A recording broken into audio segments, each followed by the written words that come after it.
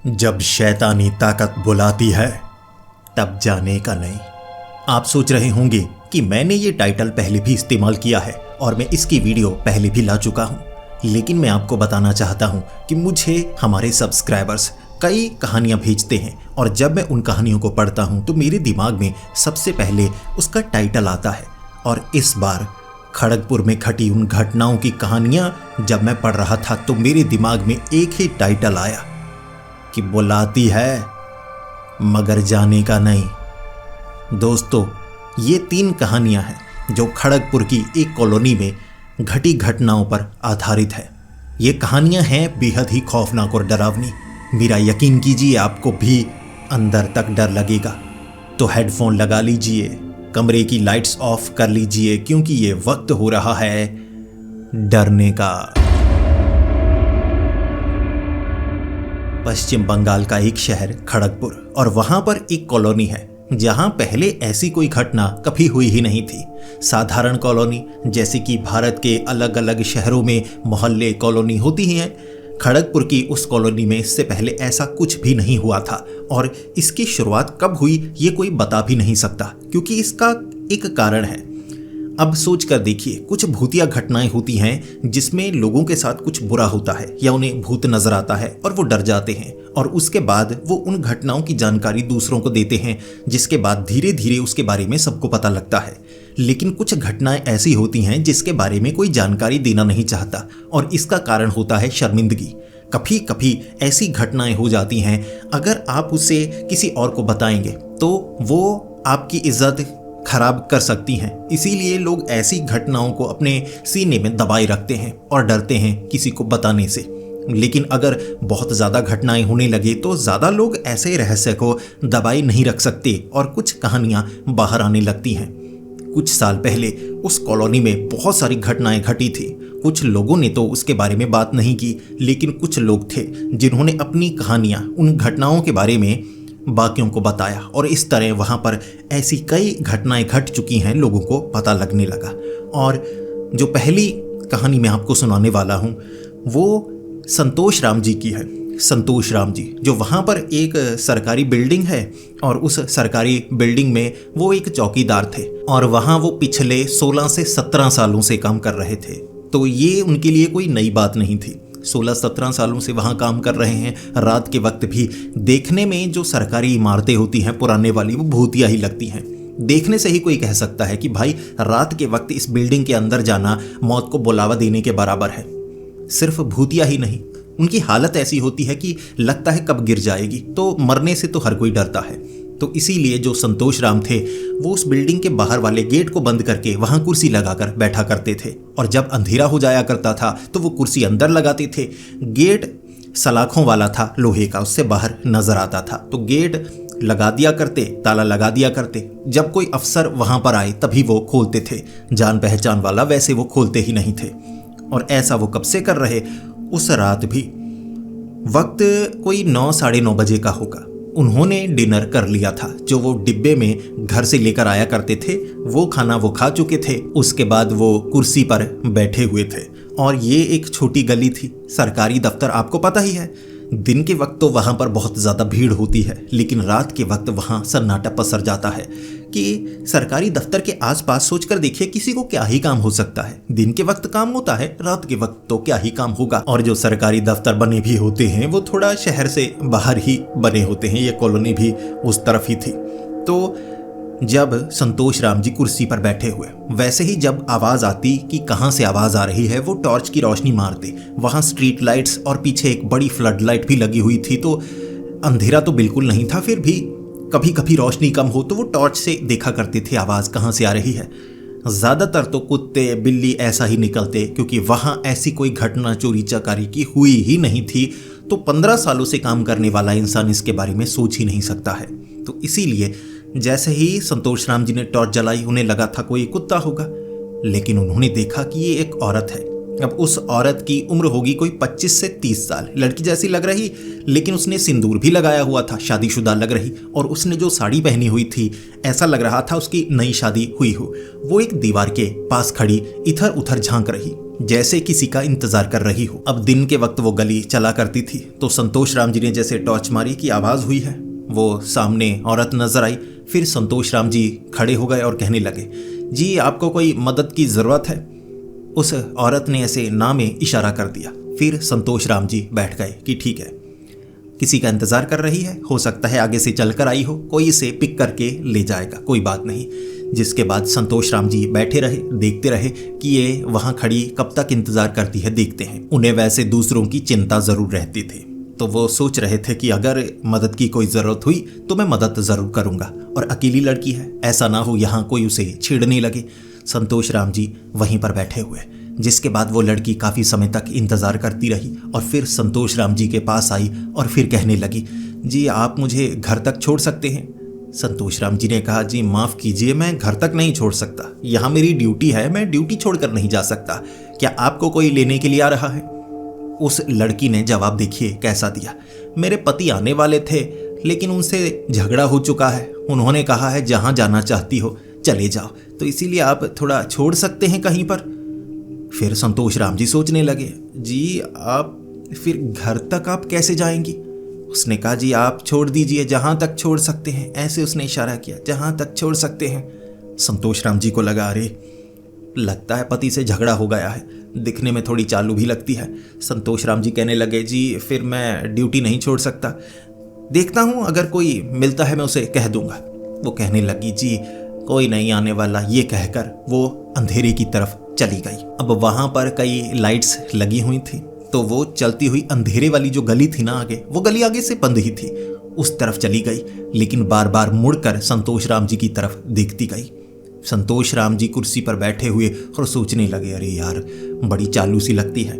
अब जो संतोष राम जी थे उनका झगड़ा उनकी बीवी से रहता होगा, लेकिन वो ईमानदार थे। भले ही वो थोड़ी चालू लग रही, लेकिन अपनी भावनाओं पर संतोष राम जी ने कंट्रोल किया था। उसके बाद वो रात गुजर गई।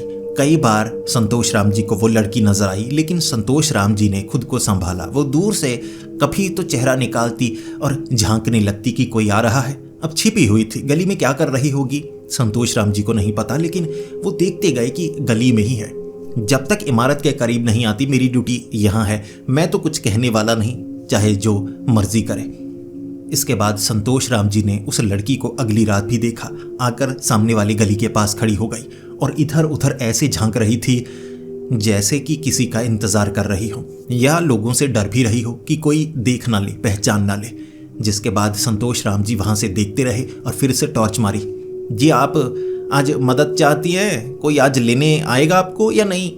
वो कहने लगी, जी कोई लेने तो नहीं आएगा, आप कहीं छोड़ना चाहते हैं तो छोड़ सकते हैं। फिर संतोष राम जी को लगा कि ये तो चालू लड़की लगती है, धंधे वाली लगती है, जिस तरह से हरकतें कर रही है, अंधेरे में इस तरह से क्यों रुकी हुई है? आगे ऑटो रिक्शा मिल जाएंगे सड़क के पास, तो वहां चली जाए, वैसे ही इतना तो चलकर जा ही सकती है, लेकिन जानबूझकर यहीं खड़ी है। और अब तो वो जो औरत थी ना वहां खड़ी इशारे करने लगी, ऐसे आ जाओ आ जाओ। संतोष राम जी ने कहा, नहीं क्या कर रही हैं जी ऐसे।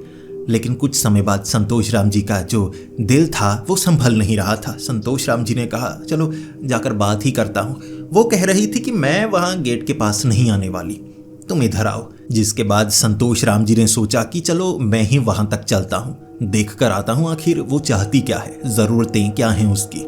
फिर संतोष राम जी गेट को बाहर से लगाकर आगे की तरफ गए, ताला ज़रूर लगा दिया कि कोई अंदर घुस ना पाए। भरोसा वो किसी पर नहीं करते थे, खुद पर भी नहीं। इसीलिए संतोष राम जी जब चलकर उस गली के पास गए, वो लड़की कहने लगी, देखिए आप घर तक तो छोड़ेंगे नहीं, मुझे लगता है आप घर नहीं जाते, आपकी ड्यूटी यहीं पर है, तो मैं भी काफ़ी समय से बोर हो रही हूँ, क्या मैं आपके पास आ सकती हूँ? संतोष राम जी थोड़े शर्माते भी थे, उनका कभी किसी से अफेयर नहीं रहा था, सीधे ही अरेंज मैरिज हुई थी। अब तो शादी हुए भी 15-16 साल हो चुके थे। तो संतोष राम जी बातें समझ तो रहे थे, लेकिन फिर भी भोलापन दिखा रहे थे। तो संतोष राम जी ने कहा, हाँ मेरी ड्यूटी है, लेकिन आप कहाँ जाना चाहती हैं? उसने कहा, आप जहाँ ले जाना चाहते हैं ले जा सकते हैं। संतोष राम जी को तब महसूस हुआ कि ये तो कुछ और ही चाहती है। फिर संतोष राम जी भी थोड़ा बहकने लगे थे, क्योंकि आज थोड़ा उन्होंने ना क्वार्टर लगाया हुआ था, तो थोड़ा खुद को संभाल रहे, लेकिन संभल नहीं पा रहे। फिर संतोष राम जी ने शर्माते शर्माते इधर देखते हुए कह दिया, देखो यहाँ खड़ी रहोगी, कोई छेड़े ना तुम्हें, ये जगह सुरक्षित नहीं लगती। ऐसा करो, वो इमारत के अंदर कोई नहीं आता, गेट के अंदर आ जाओ, मैं थोड़ा ताला लगाऊंगा, सुबह होने तक तुम वहाँ पर रुक सकती हो। तो ऐसे संतोष राम जी ने कहा। वो औरत कहने लगी, जी बिल्कुल, फिर आप दिखने में हट्टे कट्टे हैं, तगड़े हैं, शरीर अच्छा है आपका, मुझे आप पर पूरा भरोसा है कि आप मेरा ख्याल रखेंगे। संतोष राम जी अंदर से पता नहीं क्या क्या सोच रहे थे कि ख्याल तो अच्छा रखूंगा। फिर संतोष राम जी गेट का ताला खोला उन्होंने। भरोसा उस लड़की पर भी नहीं था, ऐसा ना हो आसपास चोर उचक्के छिप कर बैठे हो, तो मैं गेट लगा दूंगा। संतोष राम जी ने क्या किया, गेट खोला, ताला खोला। उसके बाद वो औरत अंदर आ गई। संतोष राम जी ने गेट लगा दिया, ताला लगा दिया और फिर कहने लगे, वो देखो वो आगे वाला ना गार्ड वाला कमरा है, तुम चलो थोड़ा बैठो वहाँ पर, बाहर थोड़ा ठंड हो रही है, तुम अपना ध्यान रखो, मैं आता हूँ 1 मिनट, ताला वाला चेक कर लूँ अच्छे से। संतोष राम जी पता नहीं क्या क्या सोच कर बैठे थे कि पट गई, पता नहीं कौन होगी, चलो दिखने में अच्छी है, वो भी यही चाहती है, मैं भी चलो वही चाहता हूँ। ये सोचकर संतोष राम जी ने वो जो ताला था ना कपड़े से ढक दिया ताकि किसी को पता ना लगे। बहाना सोचकर रखा था कि मैं अंदर की तरफ गया कुछ देखने के लिए, अगर कोई अफसर आ गया तो। वैसे 15 सालों से वो काम कर रहे थे और 15 सालों से उन्होंने ये तो देख ही लिया था कि कोई नहीं आता। रात के वक्त कभी कभी कोई आता है, वो भी इमरजेंसी ही होती है, वैसे तो कोई आने वाला नहीं। तो संतोष राम जी गार्ड वाले कमरे में जैसे ही पहुंचे, वो लड़की मुंह दूसरी तरफ करके एक बेंच था वहां पर बैठी हुई। संतोष राम जी थोड़ा करीब आए और कहने लगे, देखिए फिर आप यहाँ भटकती क्यों रहती हैं, आप अपने पति को साथ नहीं रखती? उसने कोई जवाब नहीं दिया, वो मुंह दूसरी तरफ करके ही बैठे हुए थे। संतोष राम जी ने दोबारा सवाल किया, उसने कोई जवाब नहीं दिया। फिर संतोष राम जी ने मौका संभालते हुए कंधे पर हाथ रखा, अरे तुम रो तो नहीं रही? इसी बहाने वो छूना चाहते थे और यहाँ संतोष राम जी ने गलती कर दी। संतोष राम जी ने जैसे ही लड़की के कंधे पर हाथ रखा, उसने ऐसे मुड़कर पीछे देखा, होंठ उसके मौजूद ही नहीं थे, दांत होंगे 50 से ज्यादा, लंबे लंबे दांत बाहर की तरफ निकले हुए। उसने ऐसे संतोष राम जी को मुंह से पकड़ लिया, जिसके बाद उसने संतोष राम जी को कंधे पर काटा था। कंधे पर जब काटा, संतोष राम जी चीखें मारने लगे और इन चीखों का कोई खास फायदा होने वाला नहीं था, क्योंकि ये जैसा मैंने आपको पहले बताया, जो सरकारी इमारत थी, आसपास कुछ भी ऐसा नहीं था जहां कोई रहता हो, बिल्कुल खाली सी जगह थी। सरकारी दफ्तर ऐसे ही होते हैं, तो चीखने का फायदा नहीं। और उसने कंधे पर दांत गड़ा दिए, संतोष राम जी नीचे गिर गए और उसके बाद थप्पड़ क्या, मुक्के, घुटना, पता नहीं वो किस तरह से मार रही थी और बड़ी तगड़ी। वो जब संतोष राम जी के ऊपर बैठ गई, संतोष राम जी उठ नहीं पा रहे और उसके बाद मुंह नोचा, छाती नोची, कपड़े फाड़े, बहुत बुरा हाल किया। सोचा क्या था उन्होंने, निकला क्या, संतोष राम जी का बुरा हाल। और गेट पर उन्होंने ताला लगाया था, जेब में थी चाबी, चाबी जेब से निकालने की हिम्मत नहीं थी उनकी, तो वो सरकारी दफ्तर के इर्द गिर्द चीखें मारते हुए भागते रहे। वो गिराती, नोचती, पीठ, कपड़े फाड़ डाले, बहुत बुरा हाल किया था। लेकिन ज़्यादा खरोंचे ही थी, हड्डी वड्डी नहीं तोड़ी या इतना ज़ख्मी नहीं किया कि मौत हो जाए, लेकिन ज़ख्मी किया। और उसके बाद तो उसने जिस तरह से मारा, वो उड़ उड़ कर मार रही थी।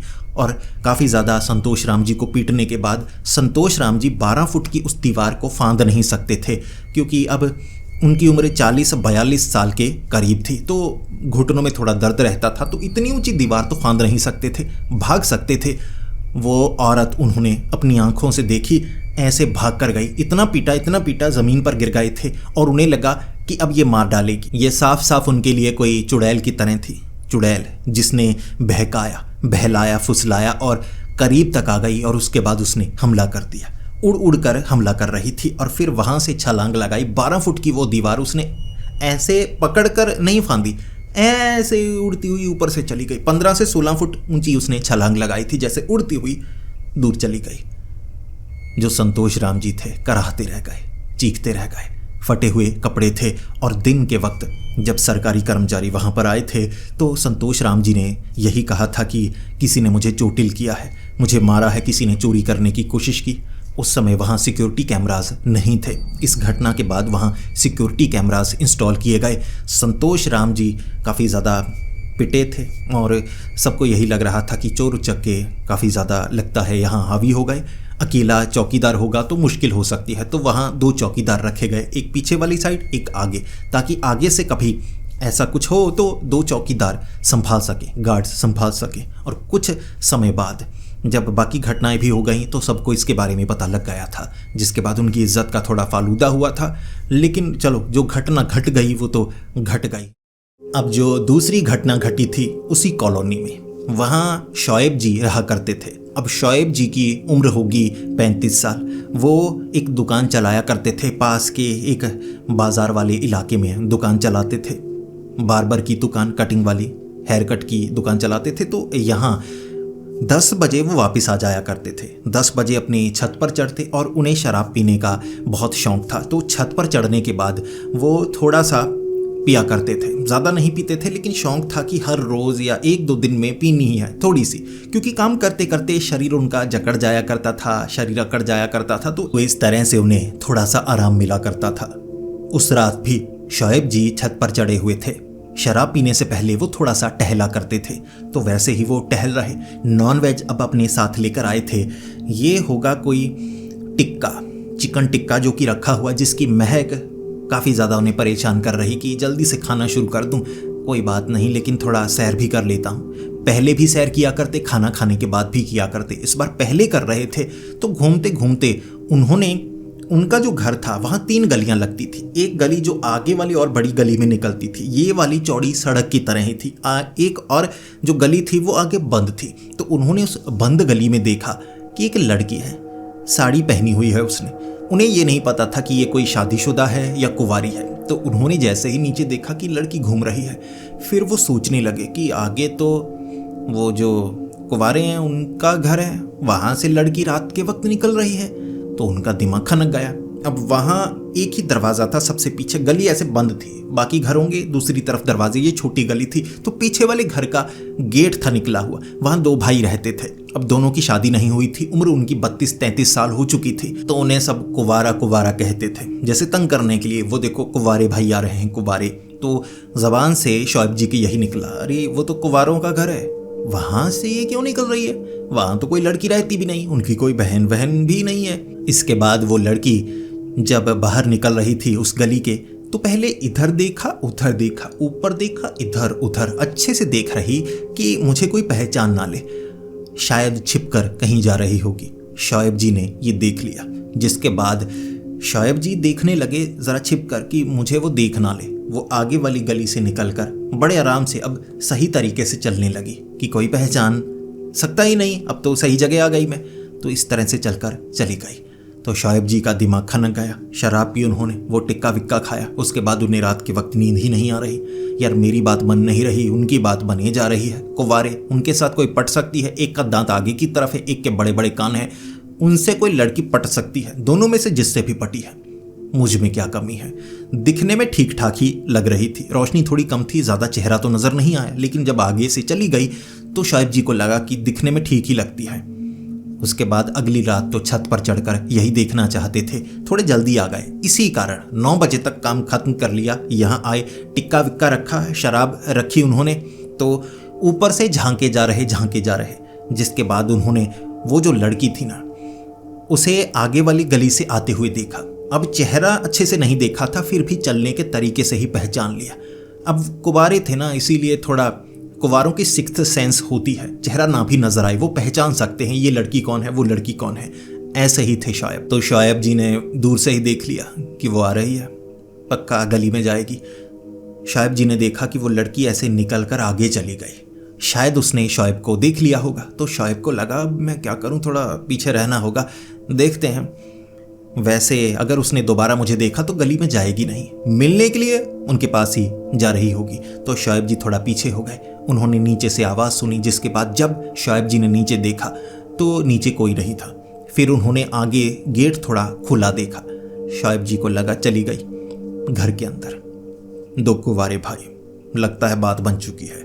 उनकी बात कैसे बन गई मैं बनने दे नहीं सकता, मेरी बात बन नहीं रही, उनकी कैसे बन गई। तो जिसके बाद शोएब जी इंतज़ार करते रहे। गली में काले रंग का कपड़ा मुंह पर बांध लिया कि अंधेरा है, ऊपर वाली लाइट बंद कर दी कि ऊपर की तरफ कोई देख ना पाए। फिर ऐसे नीचे की तरफ झांके जा रहे, कब बाहर निकलेगी कब बाहर निकलेगी। 2 घंटे हो गए, 10 साढ़े 10 बजे तक शोएब जी ऐसे ठुड्डी, जो दीवार थी ना, छोटी दीवार बनाई हुई छत के ऊपर, वहाँ ऐसे ठुड्डी रख के ना ऐसे झांके जा रहे कि कोई नारियल रखा होगा, दूर से देखने में ऐसा ही लगेगा। अब शोएब जी इंतज़ार करते रहे और 10:30 से 5 मिनट थोड़े ज़्यादा हुए होंगे, सामने से चलकर आती वो लड़की नजर आई। गेट से बाहर निकलती तो दिखी नहीं, इधर उधर देख रहे थे जब तक गली के काफ़ी पास तक आ गई, चलने की आवाज़ आ रही तो शोएब जी को शक हुआ, जिसके बाद शोएब जी को लगा कि अब तो बात करनी होगी, इसके बारे में सब कुछ पता लग गया है।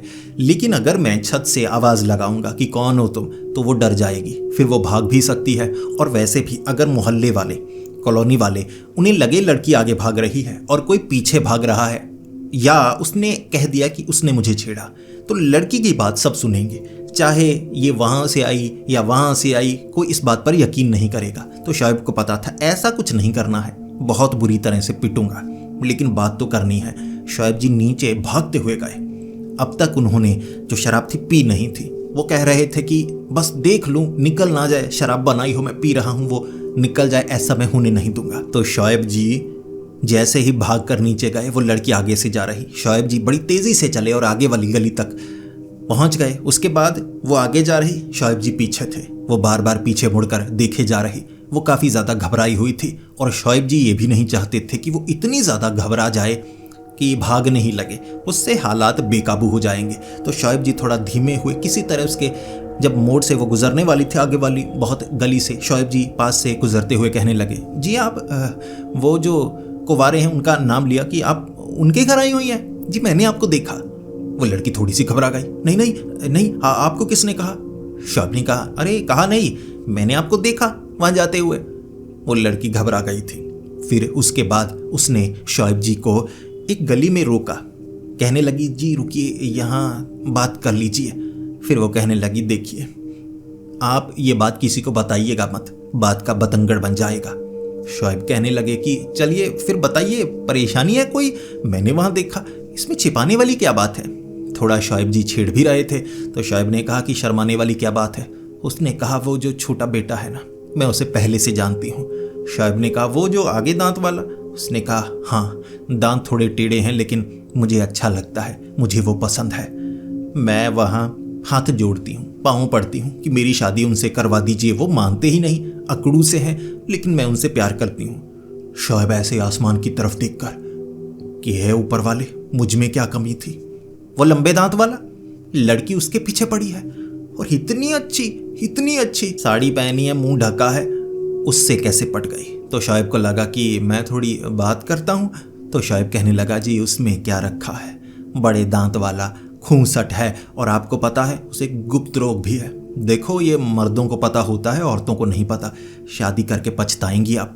वो कहने लगी कि ऐसा है, मुझे तो इसके बारे में पता ही नहीं था। उसके दोस्त हैं जो कॉमन फ्रेंड हैं, उन्होंने बताया, लेकिन आप जो बता रहे हैं क्या सच है? शोएब कहने लगा, जी बिल्कुल सच है, मैं उसके बारे में और भी कुछ आपको बता सकता हूँ, लेकिन ये जगह सही नहीं है। बार बार वहाँ से कोई ना कोई बाइक निकल रही थी, कोई ना कोई निकल रहा था, तो वैसे ही थोड़ा दूर हो जाती कि कोई बात का बतंगड़ ना बनाए, और वो लड़की तो मुँह ऐसे ढक लेती ताकि कोई चेहरा ना पहचान ले। फिर शोएब को लगा कि ऐसा करता हूँ, मैं बात बनाने की कोशिश करता हूँ। फिर शोएब ने थोड़ी बात की। अब वो जो 2 कुंवारे लड़के थे ना, वो मुस्लिम थे, तो उसने लड़की ने साड़ी पहनी हुई, तो शोएब को लगा कि ये मुस्लिम तो नहीं लगती। जिसके बाद शोएब ने पूछा, उसने कहा, नहीं मैं मुस्लिम हूँ, कपड़े थोड़े अलग पहने हैं क्योंकि मैं थोड़ा दूर से आई हूँ, कोई पहचान ना ले, देखो थोड़ा ऐसे बनना पड़ता है, मुँह थोड़ा मैंने ढका हुआ है। शोएब कहने लगे कि देखिए आप जैसी हैं वैसी बनकर आई है, ऐसे डरने की कोई बात नहीं है, बाकी कल बात करेंगे, वहीं पर हमारी उस गली के पास आ जाइए, वहाँ कोई नहीं होता, बिल्कुल खाली रहती है, उस गली में बात करते हैं। अगली रात वो लड़की आ गई, अगली रात हिजाब पहनकर। अब उस लड़की को हिजाब में देखने के बाद जो शोएब जी थे ना, उनका तो दिल ही आ गया उस लड़की पर। इतनी अच्छी दिखती है वो, लंबे दांत वाले से कैसे पट गई, कैसे पसंद करती है। तो अच्छे से तैयार किया खुद को, शेव की, बाल अच्छे से कटवाए, थोड़े ऊपर मोर की तरह से बना लिए कि आजकल लड़कियों को यही पसंद है। उसके भी मोर जैसे बाल हैं, मैं ही काटता हूँ शायद इसलिए वो थोड़ा अच्छा दिखता है, दांत इग्नोर कर जाती हैं लड़कियाँ। तो शोएब जी नीचे अंधेरे में थे। शोएब जी बात कर रहे, आप जी उसे पसंद करती ही क्यों है? वो अच्छा नहीं दिखता, दिल का भी अच्छा नहीं है। मैं जानता हूँ कितना कमीना है, कितनी लड़कियों के होंठों में छेद बना चुका है। आपको मैं सच बताना चाहता हूँ। वो कहने लगी, जी वो तो ठीक है, चलो दांत तो सीधे करवाए जा सकते हैं, मैं थोड़े अच्छे घर की हूँ, दांत ठीक करवा सकती हूँ, लेकिन ये गुप्त रोग का कुछ हो नहीं सकता। शोएब ने कहा, बिल्कुल नहीं हो सकता। गुप्त रोग गुप्त होता है तो इसे गुप्त ही रखा जाता है, बाहर निकलता है नहीं तो ठीक होता नहीं। वो लड़की थोड़ी मायूस सी हो गई, जिसके बाद जो ऐसे ही बातें बनाते हुए शोएब जी ने ये कहा कि देखिए, आपको कोई भी अच्छा लड़का मिल सकता है, मैं भी आपको देखकर ये समझ नहीं पा रहा, आप इतनी अच्छी हैं, इतनी अच्छी हैं, इतनी खूबसूरत हैं, वो लंबे दांत वाले में क्या ही रखा है। आप मेरी बात मानिए, अगर हमारे बीच कुछ हो सकता है, मैं कभी धोखा नहीं दूंगा। मैं भी कुंवारा हूँ, काम बड़ा अच्छा चलता है, ये घर भी बनाया है मैंने, 5 घर और हैं। लंबी लंबी डींगे हाँकने लगा शोएब। फिर शोएब कहने लगा, जी आप घर देखेंगी? उसने कहा, जी दिखाइए, अपना घर दिखाइए। शोएब को लगा बात बन गई, कोई कुंवारी लड़के के घर के अंदर आ रही है तो बात तो बन ही चुकी है, बस इतना ही काफ़ी है। शोएब जी कहने लगे कि चलिए फिर अंदर से आपको घर दिखाता हूँ, बेडरूम बड़ा अच्छा है मेरा, बेडरूम दिखाता हूँ। शोएब उस लड़की को लेकर जैसे ही गेट बंद कर दिया, अच्छे से कोई देख ना ले। लाइट पहले से बंद थी कि अंधेरे में चलकर कोई लड़की भी आ रही है, किसी को पता नहीं लगना चाहिए। अब कॉलोनी में उनका घर ऐसी जगह था कि दूर से कोई देख भी अच्छे से नहीं सकता था, तो बात बन चुकी है। तो शोएब को लगा बस देखते हैं बाकी क्या बनता है। गेट लगा दिया, कुंडी लगा दी। जैसे ही बेडरूम में उस लड़की को शोएब लेकर गए, वो लड़की कहने लगी, जी ज़रा पानी लेकर आएंगे? शोएब कहने लगा, बिल्कुल जी, आपको प्यास लगी होगी। शोएब जब किचन से पानी लेकर आए ना, ऐसे एक गिलास पकड़ा था, वो लड़की बेड के बिल्कुल सामने खड़ी थी। जैसा उसका मुंह था, 50 दांत थे, होंठ नहीं थे, ऐसे दांत, चुड़ैल सी थी। हिजाब वगैरह सब कुछ उतार दिया, बड़े अजीबो गरीब कपड़े थे, साड़ी नहीं थी, हिजाब वगैरह ऐसे कपड़े नहीं थे, अजीबो गरीब जैसे फटे हुए कपड़े होते हैं ना, ऐसे लटक रहे, ऐसे थे। बड़ी खौफनाक थी और ऐसे पानी का गिलास पकड़ा था। जो शोएब था, हाथ से पानी का गिलास छूट गया, चीख पाता उससे पहले उसने ऐसे करके छाती पर यहाँ काटा। ऐसे 50 दांत थे ना, ऐसे ऐसे गड़ा दिए छाती में। शोएब चीखता रह गया, क्या कर रही हो, कौन हो, क्या हो? वो ना तो कुछ बोली, बस काटा, मारा, ऐसे ऐसे मुंह पर मुक्के मारे, नाक की हड्डी तोड़ दी, जिसके बाद आंख में निशान पड़ गया था यहाँ वहाँ, और शरीर पर कई निशान थे शोएब के। उसने बहुत ज़्यादा पीटा, और देखिए भागते वक्त उसमें कितनी जान होगी कि दरवाज़ा बंद किया था। चिटिकनी तक लगा दी थी शोएब ने कि अब तो बात बन चुकी है, अब घर के अंदर तक आ गई और क्या ही चाहिए। तो उसने दरवाज़ा ऐसे धक्का देकर तोड़ दिया था, दरवाज़ा तोड़ दिया जब भागते वक्त गेट के ऊपर से छलांग लगाकर उड़ती हुई गई थी। शोएब जो कि बहुत ज़्यादा जख्मी था, चीखा भी था, फिर शोर शराबा बहुत ज़्यादा मचा। ये सब 30 सेकंड में हुआ। शोएब को मुक्के वुक्के मारकर कई जगह नीले नीले निशान बना दिए, हड्डी नहीं तोड़ी, खुरचा बहुत, कपड़े तक फाड़ दिया, ऐसे ऐसे बहुत बुरी तरह मारती थी वो चुड़ैल। तो इस तरह जख्मी किया। चीखों की आवाज़ सुनकर लोग बाहर से आ रहे हैं कि चोर वगैरह होगा कोई। तो शोएब के घर के अंदर से आवाज़ आ रही है, यहाँ तो ये लड़का अकेला रहता है, ऐसा ना हो कोई घर के अंदर घुस गया हो। अब शोएब के साथ बड़ा बुरा हुआ था, तो शोएब ऐसे ही कहने लगे कि लड़की अंदर घुस आई थी, लड़की अंदर घुस आई थी।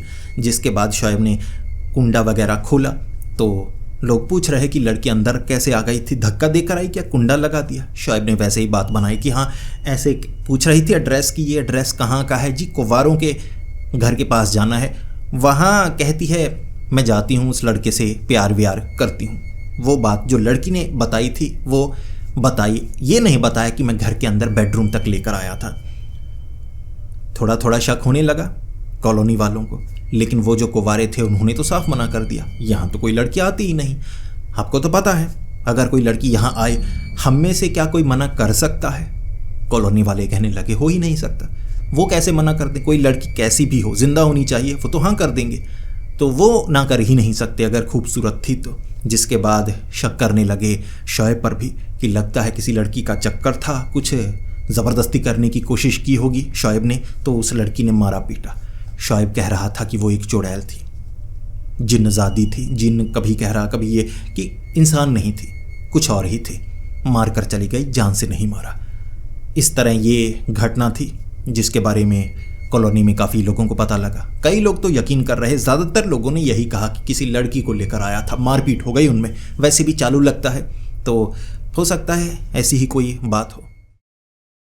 अब विक्रम जी जो कि कॉलेज में पढ़ते थे और इस कॉलोनी के रहने वाले भी नहीं थे, उनको उनके जान पहचान वाले विक्की कहते थे। तो जो विक्की था वो बाइक पर बहुत ज़्यादा घूमा करता था।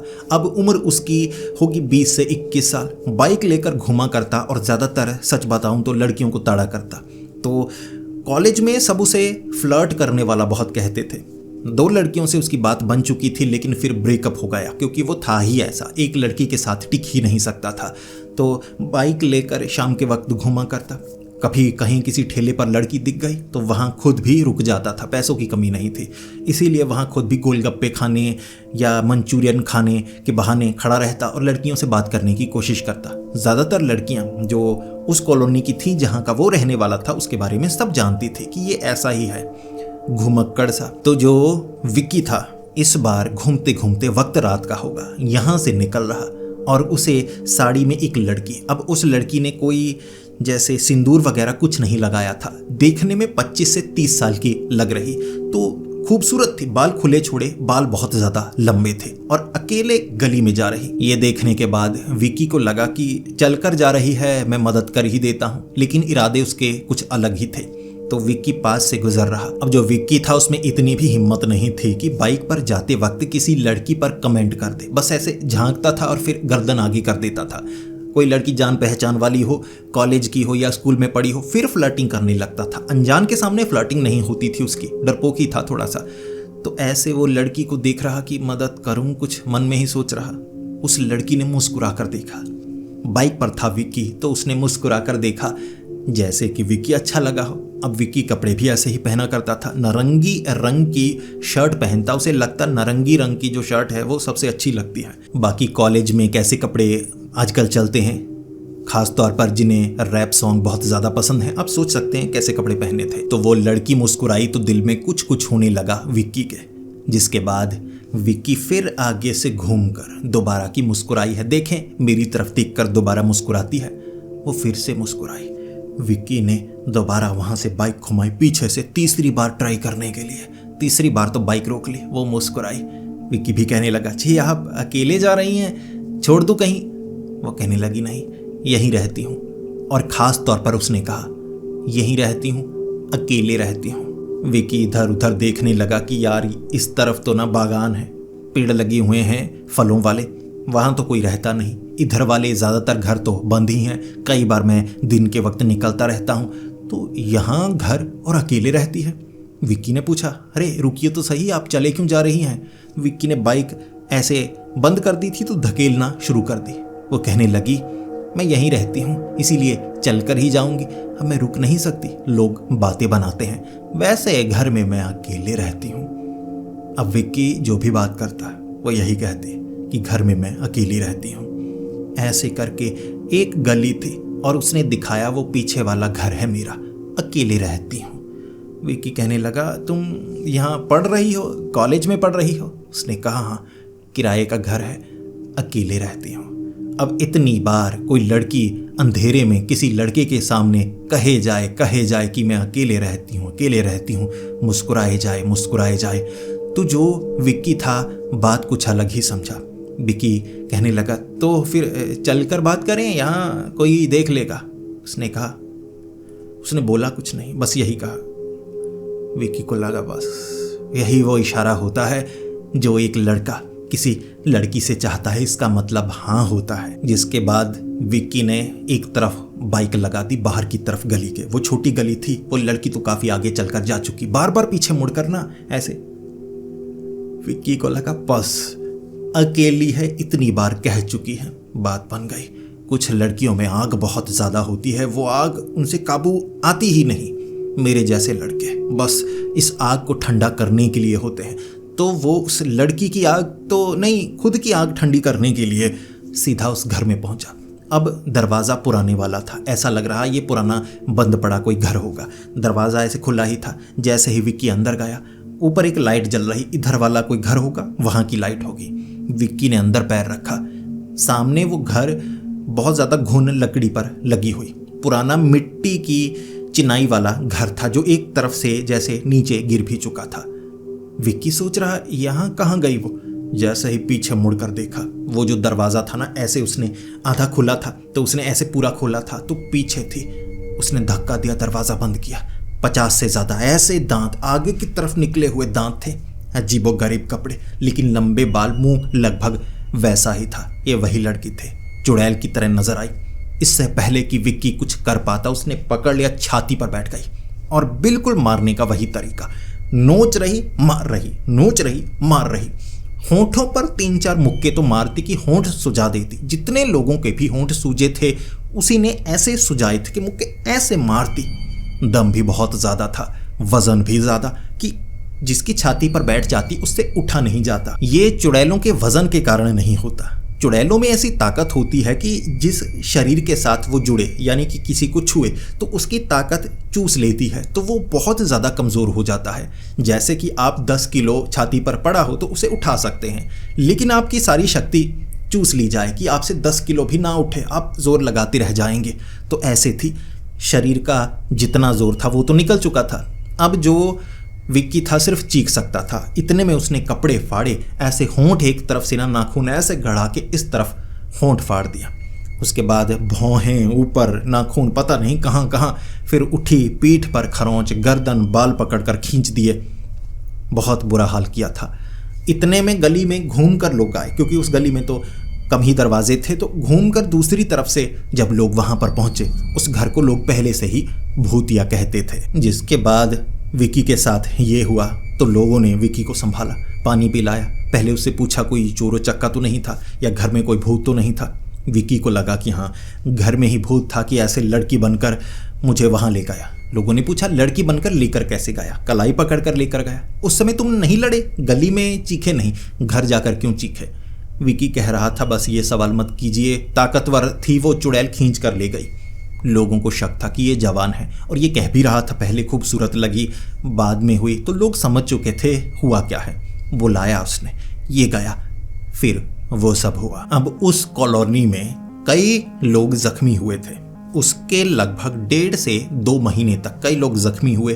कई के शरीर पर खरोंचे, चेहरे पर खरोंचे, और सबको यही शक रहता कि कोई गिरा भी है अगर बाइक से, चेहरे पर चोट लगी है, चुड़ैल ने चोट पहुंचाई है। जो भी उसके करीब जाता है, जब वो बुलाती है, वो जाता है तो वो ये करती है। लोगों को एक दूसरे पर शक था। घटनाएं तो कई घटी थीं, लेकिन कुछ घटनाएं गुप्त रह गईं, क्योंकि ये बेइज्जती का सबब था कि बुलाया उसने, गए, फिर ये सब किया। कुछ शादीशुदा भी थे जिनके साथ ये घटनाएं हुई, लेकिन फिर इन घटनाओं के बारे में ज़्यादातर बातें दबाई ही गईं, और कुछ महीने ये घटनाएं हुई, और उसके बाद वो चुड़ैल उस कॉलोनी में कभी नज़र नहीं आई। और फिर ये जो किस्से थे धीरे धीरे बाहर आने लगे, और इन 3 किस्सों को हमारे सब्सक्राइबर्स ने मुझे भेजा। और ये किस्से आपको कैसे लगे, क्या आप इस पर यकीन कर पा रहे हैं या नहीं, उसके बारे में नीचे कमेंट्स में बता सकते हैं। ये ज़रूर बताइए किस्से असली हैं या नहीं, ये नहीं पता, लेकिन मनोरंजन हुआ या नहीं, वो तो ज़रूर बताइएगा। अगर ये वीडियो आपको पसंद आई तो उसे लाइक कीजिए, बहुत ज़्यादा पसंद आई तो दोस्तों के साथ शेयर कीजिए। ऐसी ही वीडियो देखना अगर आपको पसंद है तो हमारे इस चैनल को सब्सक्राइब कर लें। तो मिलते हैं अगली वीडियो में, तब तक के लिए डरते रहें।